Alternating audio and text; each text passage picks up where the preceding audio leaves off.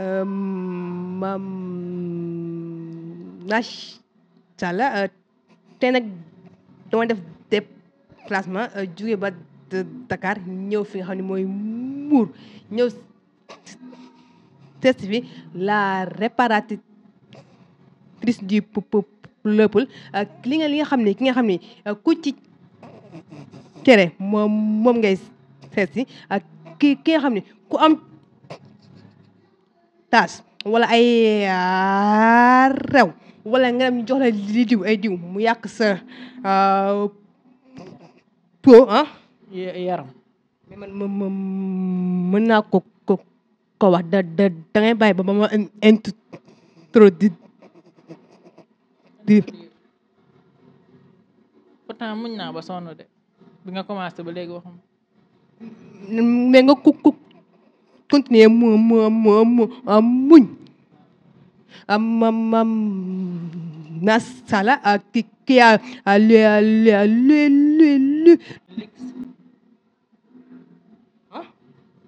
lig sa bëti ki a esa ni ñaa ngi lay xaar man bu ma la toppee dinaa la tardel waaye yow tamit di nga ma léegi kii Aliou nuyoo waaw. changé liggéey nga bañ. salaamaaleykum na ngeen def maa yéen a ngi ci jàmm waaw maa ngi nuyu ñëpp comme moom ni ma ko waxee rek képp koo xam ne am nga cere wala am nga yaram bu yàqu wala xorobët nga wala da ngaa cere wala da ngaa laalo mbeb wala yàlla fexe ba nga ñëw ba ma andi la ba nga yegg si ba nga jàkkaarloo xam nga léegi dèjà nee naa damaa dugg ode garaan daam gisoo damaa def sama bureau bu yanj daal di lay taalal clim dëgg neexul à tout moment fi réew mi toll maire de sa génération da koy niru nag dëgg neexul nga ñëw ñu réparé la defar sa teint ngay fël-falaale di sànneeku à tout moment fi réew mi toll waaye bu loolu weesoo bëggee yées nekk sa teint bi nii la rafetee waaye maa nga ni danaa la yokkal ba mu yokk wala nga def sa teint marron nii rek non ñu yokk marron bi wala nii baax na ni baax na ñu gën koo defar ni maa nga ne yéen yow mi am teint marron yi boo ñëwee ñu gën a rafet sa teint marron waaw ñam ñu ci xeesal bi kese de boo ñëwee dañ lay defar sa teint marron bu nice bu jongo ma teg ko ci temps teint noir nag teint noir aussi dañ koy defar teint noir ak teint yi lépp dañ koy defar te incha allah bu ñu la defaree sa teint bi moom waaw kii bi wax ji dina gën a gaaw mantane changé liggéey nga bañ. kii macha allah bi nekk sa troisième boutique ak kii moom da may bàyyi ma eggale saa yi damaa li jóom ma lay xare saa yi da may bàyyi ma eggale bi nekk sa troisième boutique mais mu mel ni ay lii lañ ci fekk ay wàllum décoration li fekk lañ ci fekk. waaw parce que Kia léegi Kia cosmétique et décoration la parce que décoration dafa mës a nekk li nga xam ne sama passion la comme diw ni mu nekkee sama passion parce que à chaque fois dama koy wax nee naa leen diw bii nii ngeen di gis may def passion la ci man avant ma koy def donc loolu moo tax macha allah boo jëlee sama diw non seulement da lay may teint bi nga bëgg mais aussi daf lay réparer voilà. mais sànq nga wax ni di diw sa passion la mais kii yaa daf ko jàng ou bien di nekk loo xam ne dafa nekk loo xam ne dafa ñëw ni naturellement. waaw léegi je dirais que en premier temps sama passion la woon passion bi ma xam ne passion bi tamit lu mu nekk passion il faut nga dem jàngi ba am ci lijaasa doo ko mën a ñëw parce que yaramu nit du ay caaxaan chaque jour ni ma koy waxee nee naa leen yaram du yëre bañ koy simmi di ko sol di ko simmi donc képp koo xam ne mu ngi ci lii na fexe mu maîtriser ko boo ko maîtriser incha allah di nga mën a jaay nit diw ba mu koy bëggee bàyyi wala mu dem soit lee da ko bu mu ci bëgg a am rek mën na koo am sans souci. mu mel ni xeesalkat yu bëri dañuy li am li nga xam ne mooy ay lii voilà kento waaw loolu foo gis xeesalkat bu am ay kéntoo xamal ne diwam des na nee naa leen képp ku ñëw ci Kia Luxe Beauty macha allah say kéntoo day dañ ba set wecc. kii macha allah Kia ñëpp xam na si jaay diw mais fii Sénégal bu bëri na ay jaay kati diw ba damay tudd tur ki ñu naan Mame Ndiaye savon ñëpp nee nañ mooy seen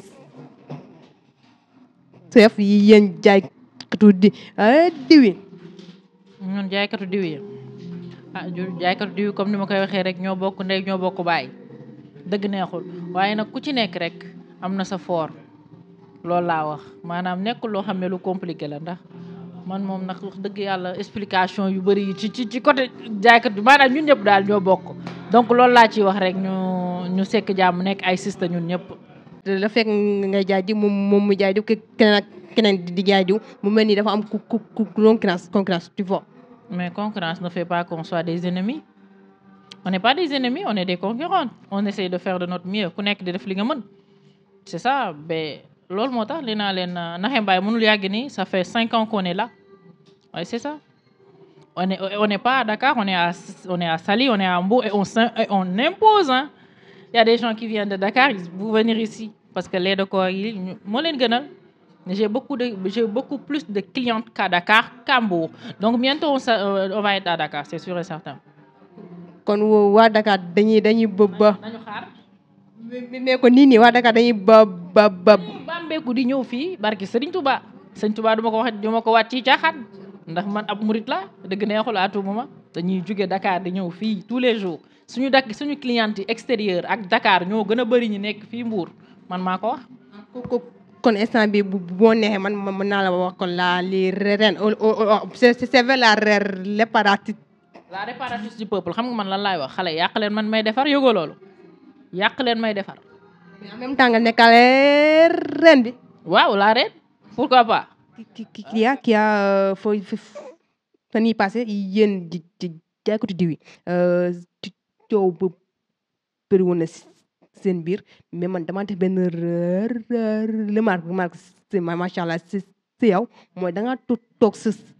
lu ko ak kenn di déggu la nga wax nga boole patak organisé ba tax loolu noonu mu am benn évolution.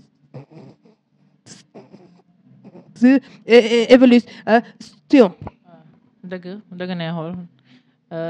kontaan naa déjà je suivre bi nga may suivre ça veut dire que ne li may def am na impact dëgg neexul à tout moment donc voilà li ma gis rek mooy que ne àdduna amul solo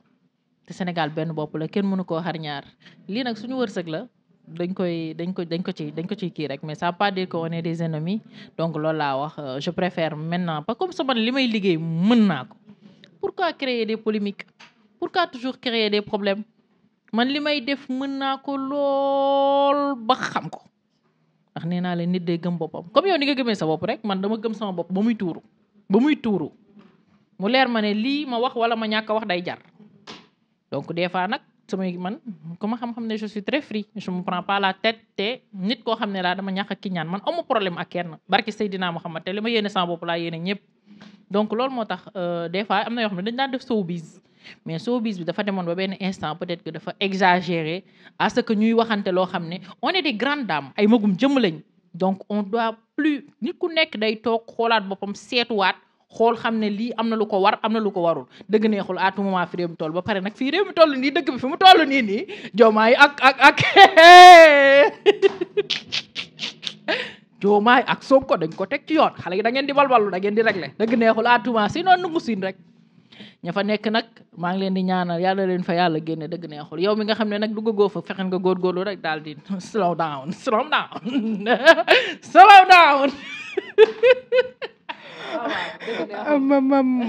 macha allah mais man pour mën laa wan ni damay suivre da ngay joxe damay gis ngay joxe ay astuces surtout si ñun jigéen ñi léegi te leneen tey ban astuce moom ngay baaxee ji ñun jigéen waaw ñun damaa foogoon ne sax si kii bi la ci affaire kii bi déet bàyyi noonu rek lan déet bàyyi noonu rek bàyyi ñu joxe non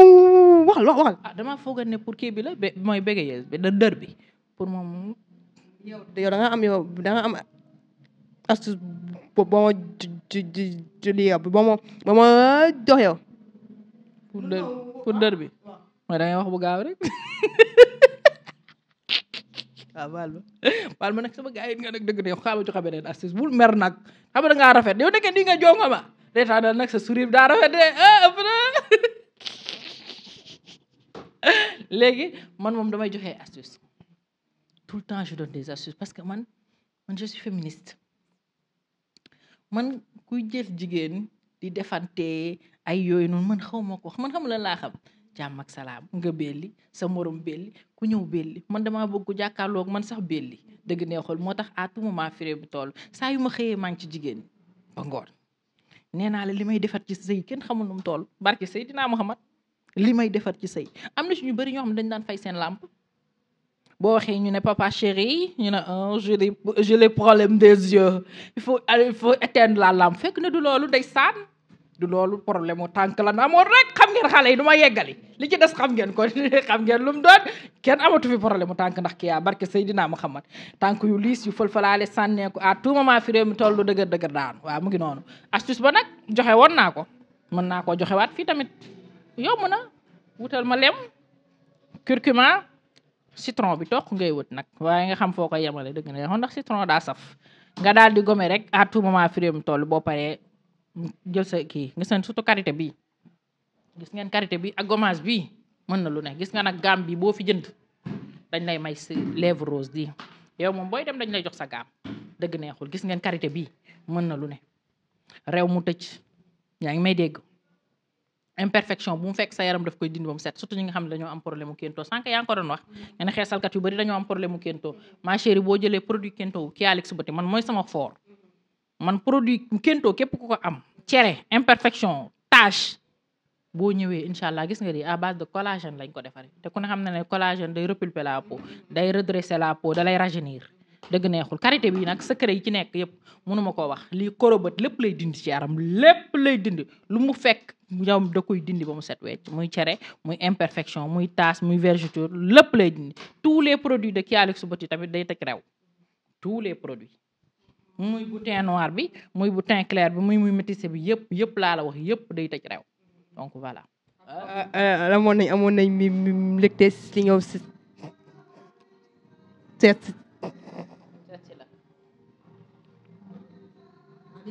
te tàggatoo ak ñi leen seetaan nga wax leen bopp place bi fu lu mu nekk sa numéro téléphone macha allah. waaw d'accord léegi en premier temps dama lay remercier parce que nit ku baax nga nit ku oyof donc je te remercie en premier temps waaw di leen wax ne leen boutique bi mu ngi à Mbour près de la douane. numéro yi fi nekk mooy le 77 098 94 94 y a aussi le 78 486 57 57 y a aussi le 77 132 96 85 y a aussi le 77 132 96 85 y a aussi le 78 529 10 10 y a aussi le 78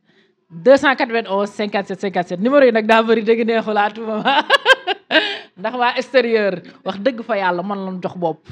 waa Sénégal mën lan jox bopp partout dans le monde dëgg neexul à tout moment loolu moo tax ñu naan rek foo mënti nekk ak looy mënti def rek gëmal sa bopp dëgg neexul à tout moment léegi xale yi naan man chaque jour xale yi naan man waa kii yàlla doo ñëw Dakar wallahi maa ngi fii te maa ngi koy ruq ba mu nooy maa ngi fii maa ngi yëngal réew mi maa ngi fii maa ngi à l'international waa Dakar nag nañ ma xaar bu ma ñëwee foofu rek naa ko dëbb moom moo xurum foo ne ëpp na dégg nga bëgg nee na ma ñaaw boobu moom laa rëcc. non en fait man dama bëgg ku osé ku man parce que man osé moo tax ma dëllër di les micro léegi bu ma gisee ko xam ne mu ngi si benn liggéey daal di gëm liggéey bi mu nekk daal si osé ko comme yow macha allah dama koy fa la bëgg. man moom xamal ne damaa bokk ci ñi la bëgg barke Seydina Muhammad ñoo xam ne dama lay supporter di la bëggee bu wër du ma romb sa vidéo te amee ma ko barke Seydina Muhammad dégg dama laaw jooy moom ko li kon mi ngi noonu moom macha allah di am contentement si yow. macha allah mënoon nga am loo xam ne day faj dër nag kii moom sama xam-xam yegga ko fa dara dara wax dëgg yàlla. li nga wax boo ko ñi mee ñu mee wax ko ma ne sama xam-xam eggagul ci fajum dër. kii liyal ku